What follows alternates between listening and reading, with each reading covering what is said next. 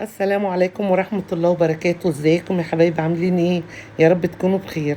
النهاردة هنعمل فطير بالطاسة، على الطاسة يعني. انا دلوقتي في اسكندرية وفكرت في اسهل اكلة، فقلت نعمل فطير الطاسة. دلوقتي انا قاعدة في البلكونة بتاعتي على البحر، فانا حبيت ان انا اخدكم معايا علشان تغيروا المود بتاعكم. ويا رب الطريقة دي تعجبكم، وهي طريقة سهلة جدا.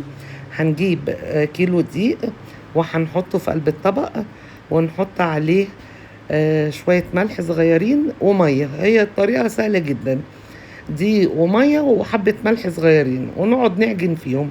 أنا حبيت دلوقتي أوريكم شكل البحر، روعة، والجو كان حلو قوي قوي قوي. يا رب الفيديو يعجبكم، ولو عجبكم ما تنسونيش في اللايك. معكم أميرة ثابت طبعا، لو انتوا عارفيني. لو عجبكم الفيديو اعملوا لي لايك. كان الوقت دوت قبل الغروب بشوية، كان الجو حلو قوي دوت، المنظر ده في العجمي. دلوقتي احنا هنقعد نعجن في قلب الدقيق، نعجن عجن حلو. وطبعا اهم حاجة بعد ما بنحط المية بنزودش المية علشان العجينة ما تبقاش سايحة معانا. بنحط المية حبة بحبة، ونفضل نعجن فيه كده لغاية ما العجينة تتلم معانا.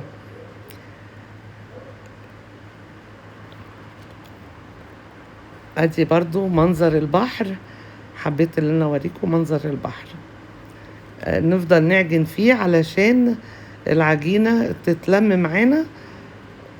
حطيت شوية مية صغيرة، برضو بلم العجينة. رجعنا تاني لمنظر البحر، ودي ده بنت ندى بنتي قاعدة بتتمرجح فرحانة جدا. هي بصراحة القعدة حلوة يعني، سيبك اللي انا بعمل فطير ولا بعمل ايه. الواحد بيتسلى في اكلة حلوة، وطبعا كان نفسنا فيها واحنا قاعدين في قلب البيت، ولا نزلنا ولا جبنا حاجة ولا محتاجة، كله من قلب البيت. دي ده حبيبتي ما بتقول لكم باي باي.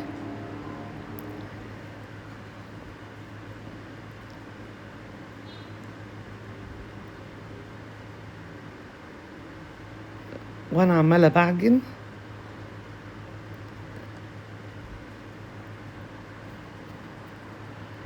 نفضل نلت كده، نلت لغاية ما العجينة تتلم خالص. بعد كده اتلمت وخلت عندها دم. ودلوقتي احنا حطيناها في قلب الطبق، بنحط عليها حبة زيت صغيرين قوي علشان بس ما تنشفش، وبنغطيها ترتاح. كل ما العجينة ترتاح هتريحنا. يعني ايه هتريحنا؟ هتتفرد على طول وانا بفرد الفطير. انا طبعا ما خليتهاش دلوقتي ترتاح، انا قطعتها على طول وبريحها في قلب الصينية. يعني انا دلوقتي قطعتها قطع، انا عاملاها الفطير صغير على اساس ان انا هعملها في قلب الطاسة. كده هنحطها في قلب الصينية، وبعد كده نغطيها ونسيبها ترتاح.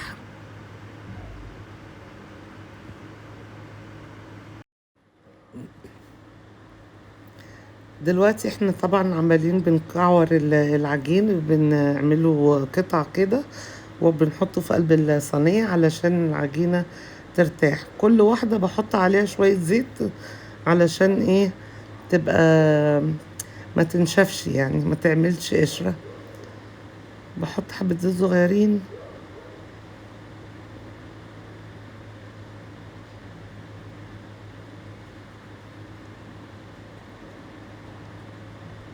هنحط على الوش بقى، على العجينة كلها زيت، حبة صغيرة كده. بمسح بس على الوش، ونغطيها ونخليها ترتاح علشان لما نفردها تتفرد على طول وبسرعة، ما تلمش معانا. انا كده دلوقتي غطيت الفطير. حبيت ان انا اوريكم بس منظر الغروب، كان المنظر تحفة والجو كان حلو قوي قوي. استمتعوا معايا. رجعنا بقى دلوقتي، العجينة ارتاحت وهنبتدي نفردها. انا خدت الواحدة الكبيرة ديت علشان ايه؟ هتبقى فطيرة لوحدها. نفردها بقى كده. طبعا بنحط حبة زيت صغيرين علشان العجينة ايه؟ تتفرد بسرعة. وبعدين بنحط الزبدة على الوش. احنا دلوقتي قطعناها ندينا زي ما انتوا شايفين. بعد ما فردناها قطعناها كده، وبعدين هنبتدي نطبق الفطير. بنحط كل حتة على التانية. دلوقتي احنا لميناها بعد ما قطعناها وطبقناها. لميناها وحطيتها ديت كده في قلب الطاسة ديت اللي هي الايه الكبيرة، يعني كبيرة شوية. هنبتدي بقى نعمل الوحدات التانية اللي هي الصغيرة شوية. هنفرد العجينة. طبعا احنا حاطين زيت، فالعجينة بتتفرد على طول. ونفردها كده اهوت، الزبدة نحطها على الوش.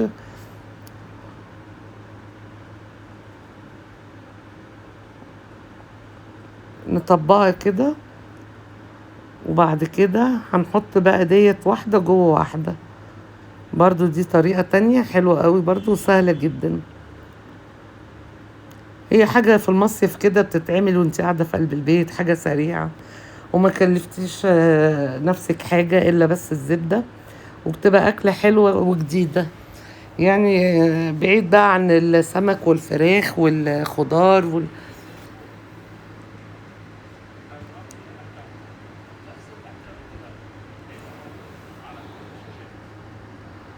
بنحط واحدة جوه واحدة.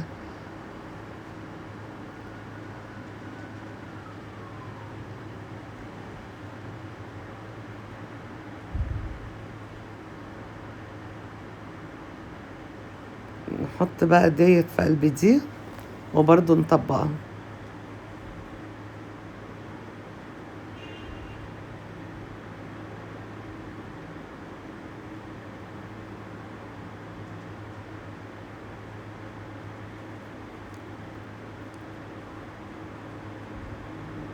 هنركنها بقى على جنب كده، برضو نسيبها ترتاح شوية علشان لما نيجي نفردها في قلب الطاسة أو في قلب صينية ونعملها على البوتاجاز تتفرد معانا على طول. ديت بقى أنا كنت حطاها ديت الأولانية اللي كنت عاملاها في الطاسة. بفردها كده، أنا مولعة البوتاجاز بس موطية عليه شوية عقبال لما افردها. بنخليها بقى بس ما نعليش النار قوي علشان ما تتحرقش وتبقى من جوه نية. انا موطيه بس مش موطيه قوي، يعني اقل من النص بحاجه بسيطه. ديت بقى انا عملت على في الصينيه علشان اكسب وقت. يعني كنت حاطه الطاسه على عين والصينيه على عين، وديت هحطها في قلب الصينيه علشان ايه يبقى الفطير كله سخن ونتغدى على طول. مش هستنى واحده واحده يعني عقبال ما تخلص.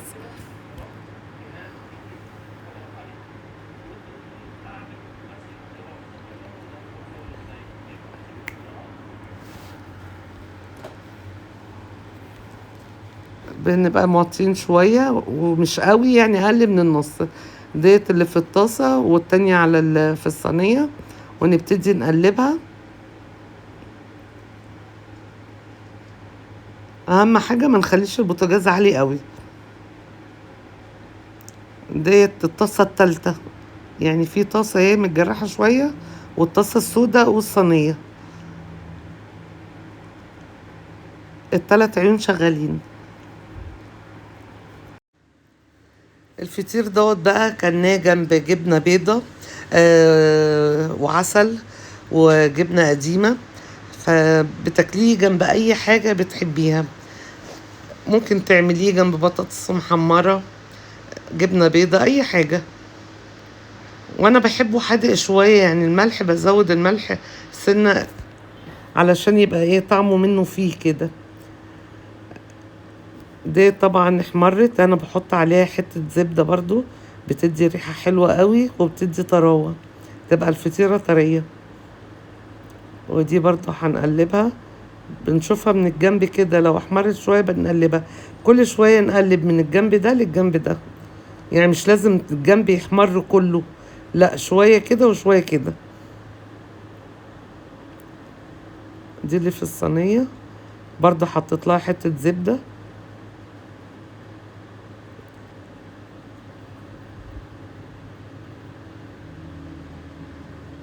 بنقعد نلفها كده عشان تبقى كلها سوا واحد.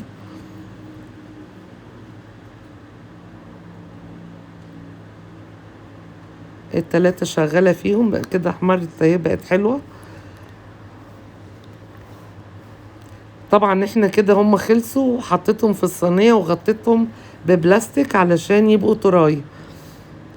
بصوا كده بقت طرية وحلوة قوي ومورقة وفي منتهى الجمال. كيلو دي طلع لي الكمية دي كلها. هما مش كبار قوي ومش صغيرين قوي.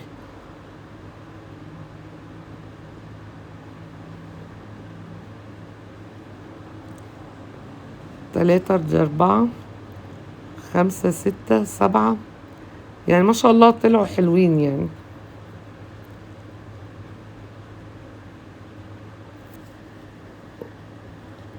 لو عجبكم الفيديو طبعا ما تنسونيش في اللايك، وان شاء الله كل ما اروح اسكندرية هعمل لكم وصفات ان شاء الله تعجبكم، وهعملها لكم برضو في البلكونة على البحر، وبالذات في الشتاء بقى بإذن الله. شوفوا الفطيرة كده مورقة ازاي وحلوة، وطعمها تحفة، وما كلفتش اي حاجة الا بس الزبدة، اي نوع زبدة تعملي بيه.